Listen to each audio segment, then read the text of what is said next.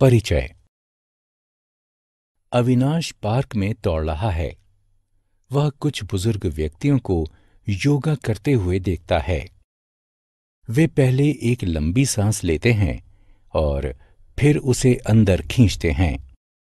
कुछ समय बाद वे उसे बाहर निकालते हैं।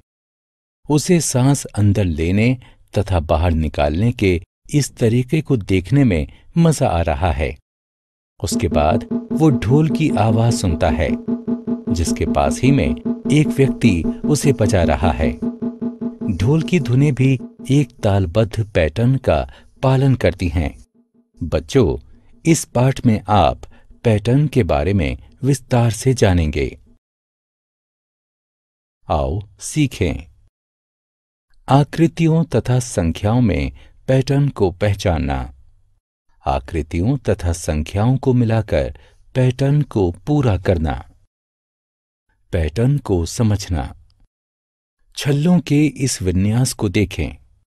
एक नीले छल्ले के बाद एक पीला छल्ला और उसके बाद एक लाल छल्ला है। ये विन्यास 3 बार दोहराया गया है। जब वस्तुएं एक निश्चित क्रम में पुनर्व्यवस्थित होती हैं तो वे एक पैटर्न बनाती हैं। एक और विन्यास को देखें। इस विन्यास में 2 खड़ी रेखाओं के बाद एक आड़ी रेखा है। इसके बाद पुनः 2 खड़ी रेखाओं के बाद एक आड़ी रेखा है। ये भी एक पैटर्न है। आकृतियों में पैटर्न। इस पैटर्न को ध्यान से देखें।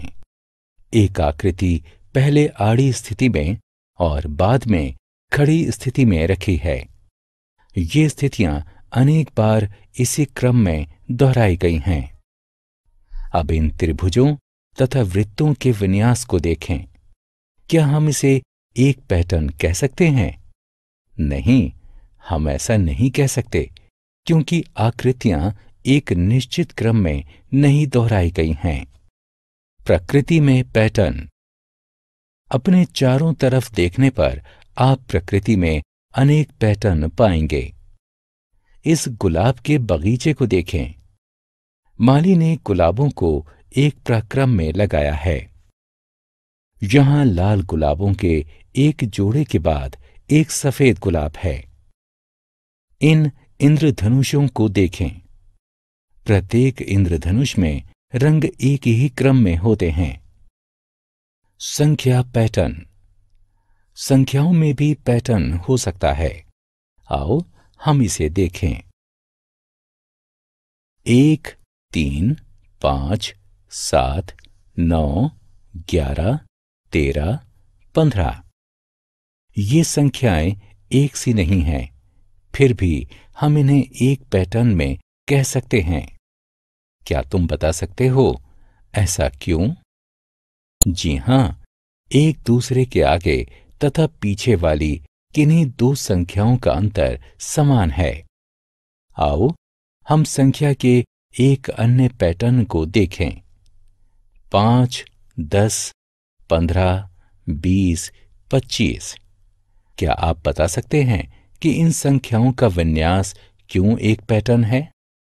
बिल्कुल सही। पास पास की किन्हीं 2 संख्याओं का अंतर 5 है। हम ये भी कह सकते हैं कि हम पिछले अंक में 5 जोड़कर अगला अंक प्राप्त करते हैं। बढ़ती तथा घटती हुई आकृतियों का पैटर्न। हम संख्याओं या आकृतियों के आकार के बढ़ते व घटते हुए क्रमों द्वारा पैटर्न को बना सकते हैं। आओ देखें कि कैसे। आओ आकृतियों के इस विन्यास को देखें। एक वृत्त के पीछे 2 वृत्त और उनके पीछे 3 वृत्त हैं और इस प्रकार से आगे भी हैं। ये एक पैटर्न है, क्योंकि वृत्त एक निश्चित क्रम में बढ़ रहे हैं। आकृतियों के एक और विन्यास को देखें। 5 बड़े भंवरों के बाद 4 छोटे भंवरे और उनके आगे 3 छोटे भंवरे हैं और इस प्रकार से आगे भी हैं। ये भी एक पैटर्न है, क्योंकि भंवरों की संख्या एवं आकार एक निश्चित क्रम में घट रहा है। संख्या पैटर्न को पूरा करना। संख्याओं के इस पैटर्न को देखें। इस पैटर्न में 2 संख्याएं गायब हैं। हम इन्हें तभी भर सकते हैं जब हम ये जान सकें कि इस प्रक्रम को कैसे बनाया गया है। ये साफ है कि इस प्रक्रम में एक बार में एक संख्या कम हो रही है।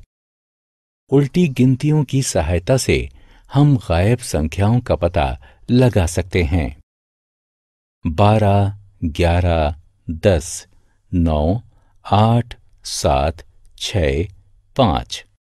इस प्रकार से संख्या 10 तथा 6 गायब हैं। हमने क्या चर्चा की?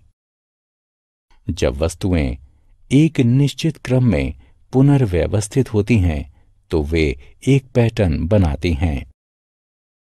पिछली संख्या में एक निश्चित संख्या को जोड़कर या घटाकर संख्याओं का पैटर्न बनाया जाता है।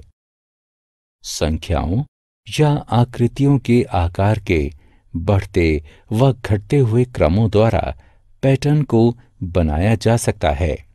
पैटर्न को बनाने में प्रयोग होने वाले साधारण नियम को समझकर पैटर्न को पूरा किया जा सकता है।